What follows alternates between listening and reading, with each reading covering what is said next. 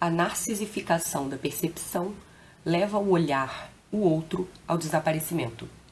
Olá, seja bem-vindo ao canal Chaves de Leitura.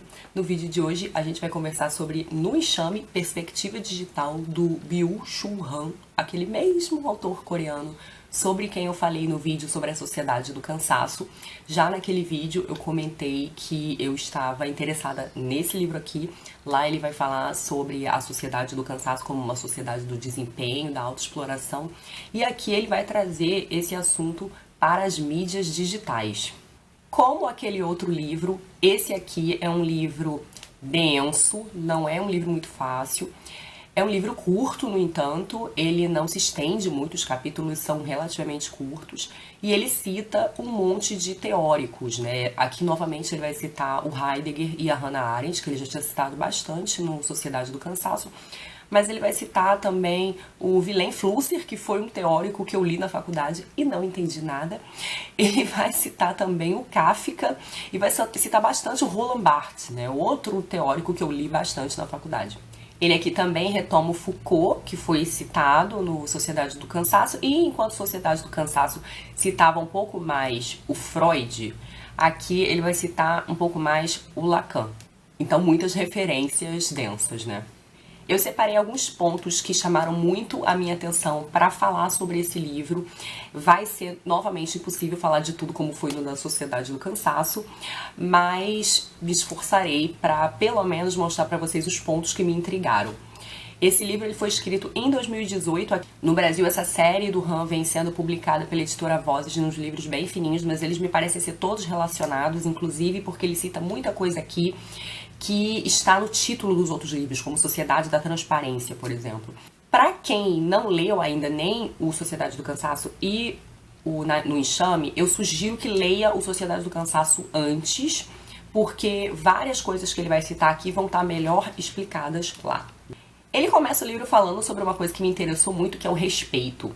Ele diz que para que exista respeito, são necessárias duas condições. A primeira delas é que você conheça a pessoa, exista uma espécie de conhecimento do nome entre os envolvidos nessa relação de construção de respeito, mas que também haja um certo distanciamento. E ele diz que nas mídias digitais, você muitas vezes é anônimo, ainda que você tenha nome, você é um dentre milhares, e então as pessoas não sabem exatamente quem você é na interação. E como as mídias digitais nos incentivam a compartilhar nossa vida privada, o que a gente faz no tempo vago, como a gente se distrai, a nossa casa, nossa vida íntima, não existe o distanciamento necessário para que haja a construção desse respeito. Achei interessante essa colocação. Ele aqui também vai fazer uma distinção entre massa e enxame, que é isso que ele chama aqui logo no título, porque ele vai dizer, e isso é interessante porque quando eu comecei a observar esses fenômenos de linchamento virtual, eu lembrei um pouco de um texto do Freud que eu li recentemente, que é a Psicologia de Massas e Análise do Eu, onde o Freud vai falar como as pessoas se comportam numa massa, né? Como a massa tem uma urgência de resolução rápida, a massa não valoriza a reflexão, o raciocínio, a massa ela é muito irascível e muito urgente, e normalmente ela demanda a destruição imediata de um problema.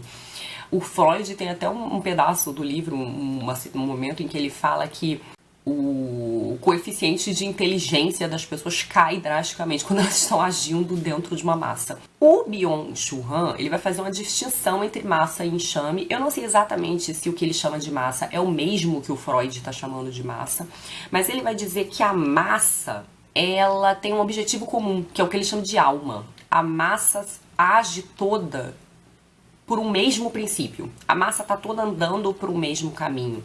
E ele vai citar, por exemplo, aqui em relação à luta de classes ou a grupos de luta trabalhista ou outros momentos da história envolvendo política em que as pessoas estavam unidas, juntas, se movimentando juntas, agindo juntas com um objetivo em comum. E ele diz que nas mídias digitais, essas pessoas não têm objetivo comum. Esse grupo grande de gente é um grupo muito fragmentado. Então, ele diz que enquanto a massa, por ter uma alma, né, um objetivo comum, tem uma voz, que o enxame não tem voz. O enxame faz um barulho. né? Então ele faz um barulho, mas ele não tem uma voz em uníssono, vamos dizer assim. E aqui, então, ele trabalha também uma questão que já foi trabalhada na Sociedade do Cansaço, que é o de um certo esvaziamento espiritual e subjetivo dos indivíduos na pós-modernidade em relação com a modernidade, por exemplo. Então ele vai dizer que esse enxame ele é mais fragmentado, as pessoas são mais individualistas nesse enxame. Ele diz que na massa as pessoas são mais indiscerníveis do que no enxame, que no enxame você tem várias individualidades.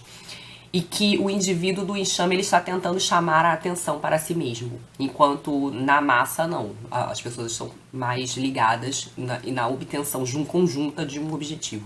Nesse processo de um enxame com vários indivíduos tentando chamar a atenção para si, ele diz que há uma espécie de morte da solidariedade. Eu não sei se eu concordo. Como é que eu vou explicar? Se eu acho que é impossível haver um agrupamento de pessoas por um sentido ou algum movimento de solidariedade. Eu acho que em situações críticas é possível que isso aconteça sim. Talvez seja uma tendência que não haja, mas não acho que seja impossível que haja. E vocês me dizem o que vocês acham. Ele vai falar uma coisa interessante sobre política, ele vai dizer que antes a gente não tinha a transparência das mídias digitais e que os projetos políticos eles podiam ser mais planejados e almejar um desenvolvimento, um processo mais duradouro. E que a transparência, que implica que tudo seja verificado imediatamente nas redes sociais e na internet, no Google, isso afeta a atuação dos representantes governamentais porque eles deixam de se empenhar num objetivo a longo prazo, numa coisa que foi planejada e que vai talvez demorar para ser implementada, para ficar dando respostas imediatas às demandas dos internautas, a demanda do enxame, a demanda das pessoas que estão lá reclamando, né? Ele chama essa reclamação massiva das redes sociais de shitstorm. Ele não inventou essa palavra, ele está resgatando uma palavra que já existia. E o shitstorm, ele tem essa coisa meio paretada com linchamento mesmo, né? Então são várias pessoas juntas reclamando e cobrando alguma coisa, indignadas. Ele fala muito sobre essa sociedade da indignação, esse enxame como uma sociedade da indignação e do escândalo, né? E que ele vê como dinâmicas que excluem a reflexão, excluem planejamento, excluem reflexão, excluem análise. Ele fala bastante nesse ponto, o livro é bem alarmante, de uma certa morte do pensamento analítico, assim, do raciocínio. Porque tudo é muito imediato, né? As reclamações são muito imediatas, as pessoas estão a partir imediatamente, então não existe aquele olhar cuidadoso para pensar o assunto. E aí, nesse sentido, os governantes, eles deixam de ser políticos no sentido de ter um projeto e de tentar representar um grupo, uma massa. Ele diz que os representantes políticos, na verdade, que o sistema político-econômico, ele é autorreferencial, então ele não tem mais interesse de representar um povo, e sim de gerir a si mesmo. Então surge, e aí ele vai citar algumas palavras muito familiares nossa desses últimos anos aí, de pessoas eleitas, não só no Brasil, que é o governo dos especialistas, o governo dos administradores. Então você tem menos política e mais administração, né? Você tem menos um projeto político e mais uma tentativa de administrar os problemas por especialistas, né? E uma coisa que eu vejo muito é a confusão da administração pública com a administração privada, né? Como se a administração pública devesse gerar lucro, como a privada, sendo que a lógica é diferente. Mas achei interessante ele tocar nesses pontos que estão sendo tão comentados e falados, né, na nossa situação política atual. Num determinado momento ele entra no ponto dos smartphones, e aí também fiquei um tanto alarmada. Ele fala umas coisas interessantíssimas sobre o smartphone, porque ele diz que o smartphone aumenta a experiência narcísica. Então a pessoa ela vai diminuindo o contato que ela tem com as outras pessoas, e aí ele usa muito um termo que é a negatividade. A negatividade não é uma negatividade no sentido de bad vibes, é uma negatividade no sentido de um desafio no ato de lidar com o outro, porque o outro não é você. Então o ato de lidar com outras pessoas, ele nunca vai ser uma confirmação da sua personalidade, ou ele não vai ser em função de você mesmo. Exige um desafio lidar com o outro, então exige essa negatividade. E ele vai dizer que quando a gente está no smartphone, a gente vai diminuindo o nosso contato com pessoas, e o contato que a gente tem virtual, ele não é igual ao contato que a gente tem presencialmente, porque você pode fechar o aplicativo na cara da pessoa, você pode dispensar a pessoa. Eu me lembro de já ter lido sobre isso no Bauman, algum livro do Bauman que eu li, onde ele falava da sociedade líquida, e ele falava exatamente sobre essa facilidade em encerrar as relações, assim, né? Ainda que temporariamente, você desliga lá. E o Bauman nem estava falando de smartphone, estava falando de e-mail, de internet. Então ele vai falar aqui que as mídias sociais no smartphone, elas têm esse reforço narcísico. Então, porque quando você não quer mais lidar com ninguém, você simplesmente sai. E ele tem uma imagem muito forte que é de você usar o dedo para passar na cara da pessoa, né? Porque, retomando aquela questão da necessidade do distanciamento para que haja o respeito, ele diz que na medida em que você tá numa timeline, aqui ele não fala muito de Instagram, apesar do livro ser de 2018, ele fala de Facebook, Twitter e Google, um bocado, ele também não fala muito de YouTube.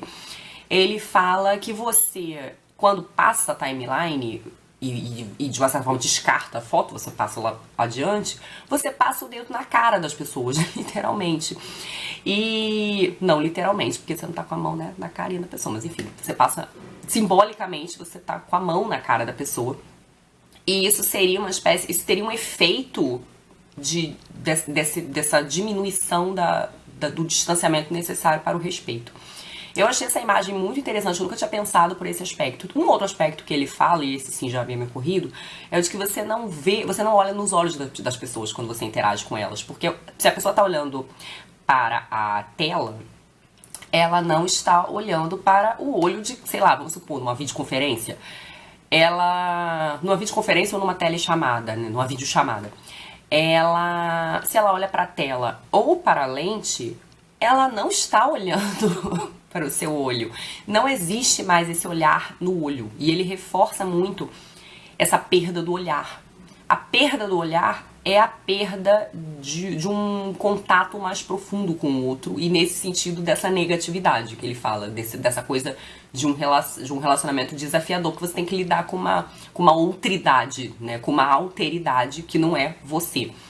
E o smartphone, ele vai permitindo que você projete a si mesmo o tempo inteiro em qualquer coisa que você faça. E, inclusive, a facilidade de se retirar de situações, de interações mais rápido e mais facilmente. E aí que entra a citação do início desse vídeo, né? A narcisificação da percepção leva o olhar, o outro, ao desaparecimento. Isso me lembrou bastante o episódio do Mamilos de outubro de 2019, do podcast Mamilos, que é de crianças e telas. 2 especialistas que estavam lá presentes e as próprias apresentadoras, eles começam a falar sobre a postura dos desenvolvedores de redes sociais em relação ao smartphone e em relação aos seus filhos, né? Eles falam que eles limitam muito o uso do smartphone e que eles praticamente proíbem os filhos de usar smartphone ou de entrar em redes sociais, porque eles entendem muito o processo pernicioso que é de mexer no telefone. Um dos pediatras que estava presente no programa falou que ele acredita que o aumento de suicídio entre crianças e adolescentes se dá porque você já tem gerações inteiras digitais, eles já crescem com a experiência digital e vendo os pais interagindo no celular. E ele diz que isso afeta o próprio desenvolvimento da inteligência emocional, no sentido de que a criança não desenvolve a capacidade de, por exemplo, de ler expressões, né? E que ele diz que isso afeta até o aprendizado, porque uma criança que fica vendo muito desenho ou vendo muito vídeo, que ela não aprende a falar como uma criança que está falando para pessoas, porque quando a criança fala para pessoas e ela fala uma palavra e o adulto reconhece essa palavra, ele faz festa, ele fala, você falou papai, você falou mamãe, e a criança reage a essa reação dos pais, ela entende que isso é bom. E então que a ideia de que se você deixar a criança vendo um monte de vídeo ela vai aprender alguma coisa, ela é um pouco duvidosa, né? No mínimo, porque é um ato mais passivo do que se ela estivesse realmente falando com pessoas. Esses jovens, então, seriam pessoas que estão se desenvolvendo numa dinâmica mais narcísica, se eles estão mais expostos a telas e a essas telas digitais mais contemporâneas, eles estariam mais expostos a experiências narcísicas e, nesse sentido, eles estariam mais propensos a uma frustração com a realidade, né? Ele vai citar aqui uma síndrome que eu nunca tinha ouvido falar, que é a síndrome de Paris. Ela começou acometendo japoneses e depois ela também acometeu alguns turistas chineses, que é o seguinte, eles veem muitas fotos de Paris na internet, fotos editadas, eles chamam aqui de hiperfotos porque são fotos otimizadas, logo elas são melhores do que a realidade, logo elas aniquilam a realidade. E aí, quando esses turistas chegavam em Paris, eles ficavam muito decepcionados e tinham sintomas de crise de ansiedade. Então eles tinham tremedeira, despersonalização, desmaio, náusea, tontura, porque eles não conseguiam entender o que era aquilo ali em comparação com a Paris idealizada. Tem muito de experiência narcísica aí, porque você vê que a pessoa idealizou muito uma coisa dela própria e perdeu a noção do real. Eu achei interessante que essa síndrome tenha começado com os japoneses, foi uma coisa que me chamou a atenção, porque anos atrás eu fiquei alarmada com uma notícia que eu li de homens japoneses que estavam namorando com bonecas. Eles compravam bonecas em tamanho normal, umas bonecas realistas, eles dormiam na cama com a boneca, eles levavam a boneca pra passear, iam ao cinema com a boneca, faziam piquenique com a boneca, tinham relação sexual com a boneca. E eu fiquei alarmada com isso antes mesmo de ler, de ter essa noção de negatividade que o Han tá falando aqui, porque pra mim tava muito claro que esses homens eram incapazes de se relacionar com pessoas. Que se relacionar com uma boneca é se relacionar consigo mesmo. A boneca é um vazio, e nesse vazio ele projeta a si mesmo. Então é uma experiência também muito narcísica, né? De você não quer viver a experiência desafiadora que é interagir com alguém. Você não tem interesse na subjetividade de outra pessoa além de si mesmo, né?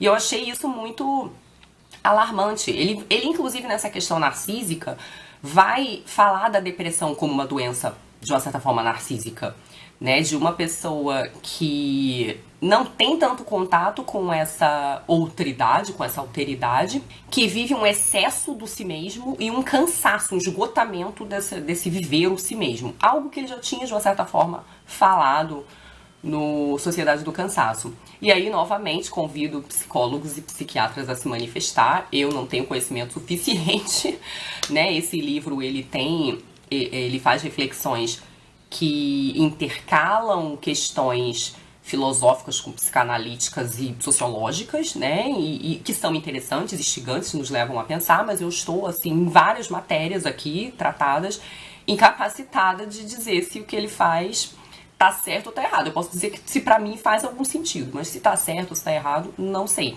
Mas ele reforça aqui como a experiência narcísica das mídias digitais é bastante perniciosa pra quem tem tendência ou sofre de depressão, porque seria uma espécie de overdose de si mesmo, e isso não teria um efeito benéfico.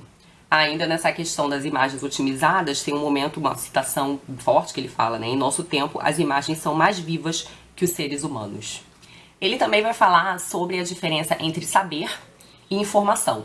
O saber, o conhecimento, a construção do conhecimento, ela demanda tempo, demanda um processo, demanda análise. Você descarta algumas informações em detrimento de outras, enfim. E ele vai dizer que a informação, que a gente vive a era da informação, que não é a era do saber. Você acumula uma quantidade imensa de informação e tem a capacidade de pensar aniquilada.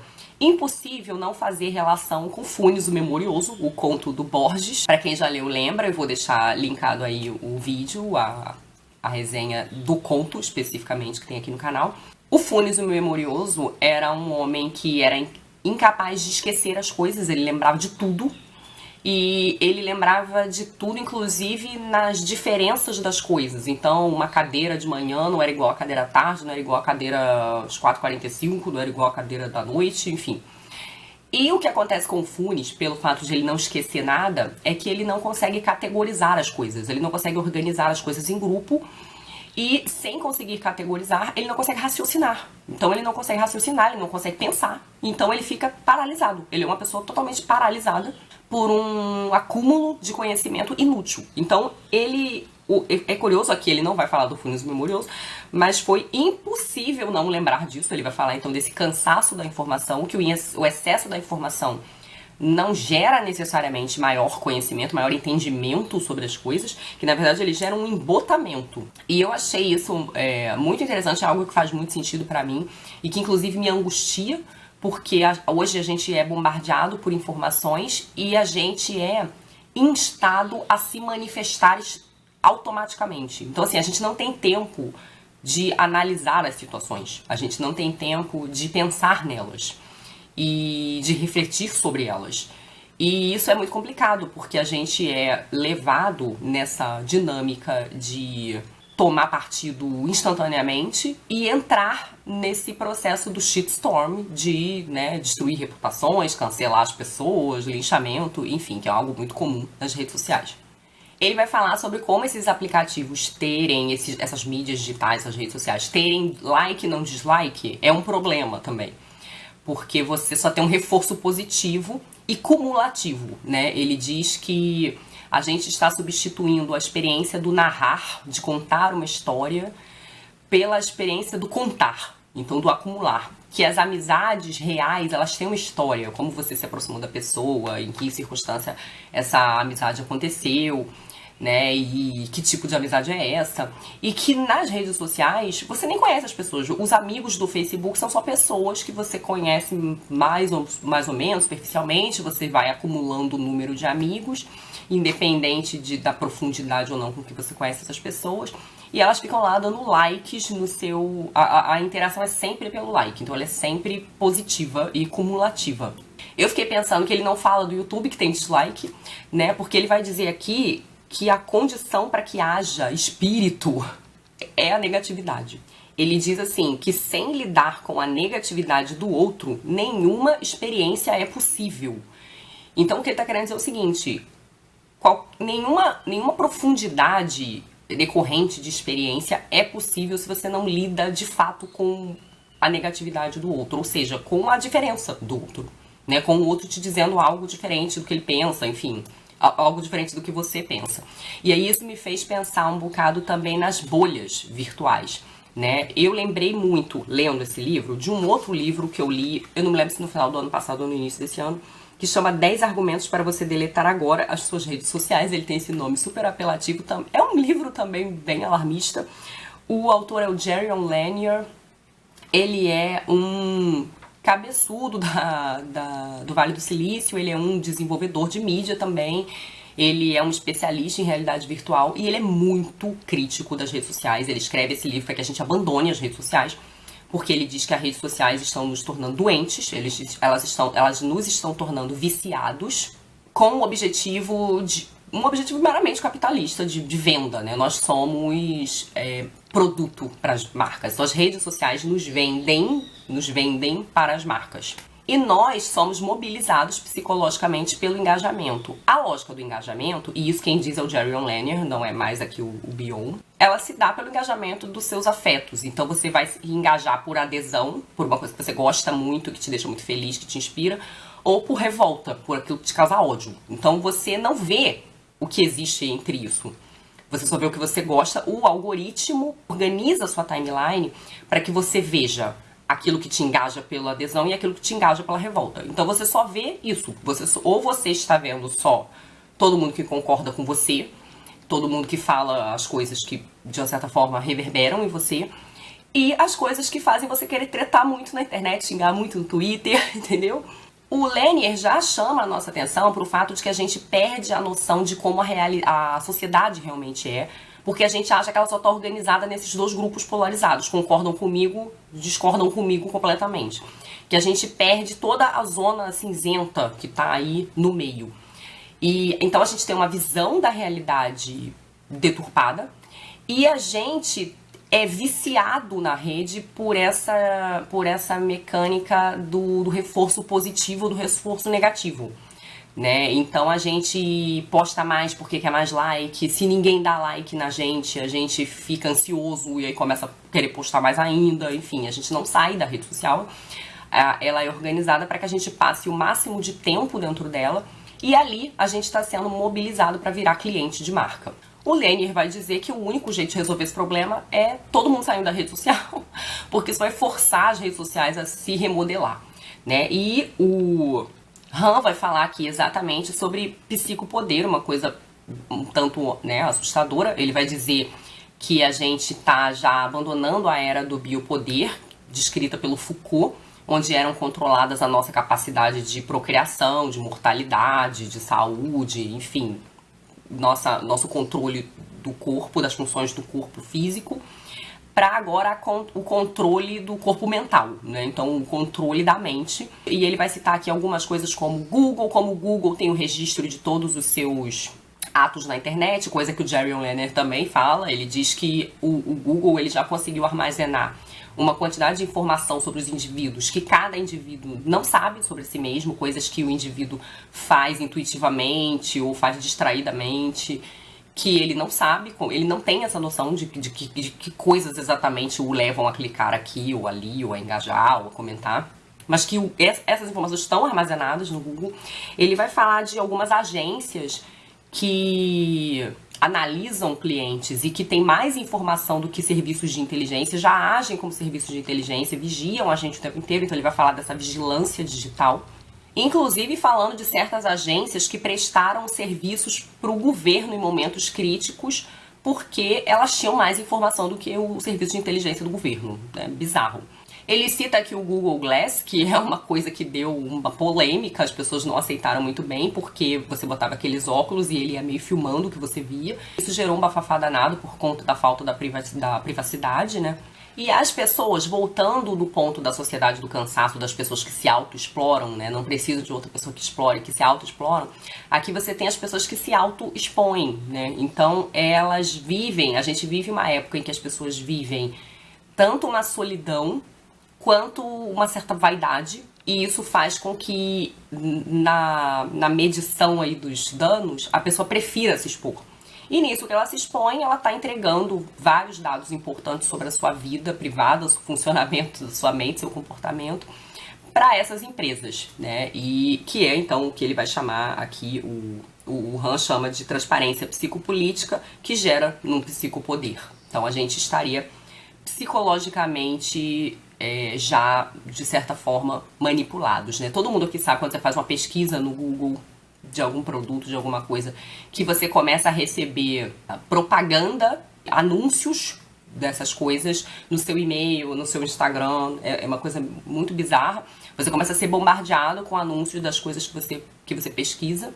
E muitas vezes aquele produto bonitinho que apareceu pra você e que você achou que comprou porque você tava sendo, né, super original, porque, nossa, esse produto tem tudo a ver comigo, você não percebeu que aquilo foi mostrado pra você porque o algoritmo sabe que aquilo ali vai te engajar, que aquilo vai chamar a sua atenção, quanto tempo você passa olhando um produto como aquele, então ele não vai te apresentar outros produtos que não te interessam, ele vai te apresentar especialmente, precisamente, aquele que chama a sua atenção nas redes. Essa informação tá lá, o algoritmo sabe disso e usa isso para te engajar, para te fazer consumir.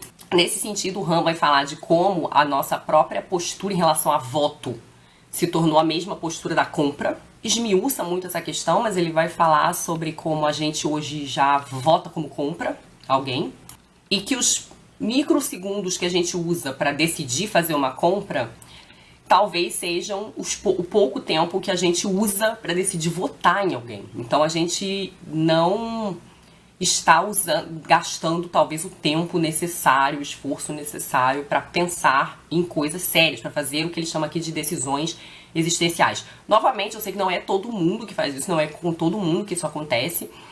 Eu acredito que pessoas de gerações mais anteriores, como eu, que nasceu na geração analógica, tenham um pouco mais de resistência, percebam às vezes algumas coisas e se questionem. Não é todo mundo. Eu tenho uma tendência, inclusive, a achar que pessoas mais velhas, idosas, me parecem ainda mais vulneráveis ao mundo digital do que as pessoas da minha geração. Mas isso é só uma impressão pela observação das pessoas próximas a mim, né? Não tem como provar isso. E por fim, ele fala da protocolização da nossa vida, né? Como não existe mais confiança no mundo em que a gente vive, porque a confiança é desnecessária se você tem a transparência. Você pode checar tudo na vida da pessoa pelas redes sociais, você pode fazer uma pesquisa, enfim. Você não precisa ter confiança. Então você substitui uma sociedade baseada em confiança numa sociedade baseada em vigilância, né? Em controle. Esse controle aniquila a necessidade da confiança. Como vocês viram, são muitos os assuntos tratados aqui, mas foi uma leitura que me intrigou bastante e que ela acabou se relacionando com outras leituras, como eu falei aqui pra vocês, o livro do Jerion Lerner, o podcast do Mamilos, os livros do Bauman. Eu acho que são reflexões pra gente se manter fazendo, a gente tá aí vivendo nesse mundo hiperconectado e com a percepção do real cada vez mais abalada, com a relação com o outro cada vez mais fragilizada, né? Ele tem um outro livro que chama Agonia de Eros, que eu acho que ele vai falar um pouco sobre esse nosso desinteresse no outro, né? Sobre essa vida cada vez mais narcísica que a gente tem e que é reforçada pelo smartphone, pelas mídias sociais. Me digam se vocês já leram esse livro, se vocês já leram algum outro livro relacionado a esse assunto, o que vocês pensam sobre esse assunto. E vamos conversar, porque eu acho que é um assunto muito interessante e é uma coisa boa pra gente prestar atenção e refletir, ainda que a gente não concorde com tudo que ele fala ou fique com dúvidas em alguns pontos. Eu acho que é um assunto interessante para que a gente não fique só deixando a vida me levar, como diria Zeca Pagodinho. Eu acho que é bom que a gente esteja atento, até para que a gente não seja escravizado, né? Ou para que esses efeitos de vício, né, nas redes sociais, do fear of missing out, enfim, que a gente tenha talvez mais recursos para ter mais controle sobre nós mesmos, né, para ter algum autocontrole e alguma consciência também, né, pelo menos eu acho que entendendo como as coisas funcionam, a gente talvez esteja em condições maiores de resistir e de fazer escolhas mais conscientes também. Então é isso, obrigada pela companhia, beijos e até a próxima, tchau.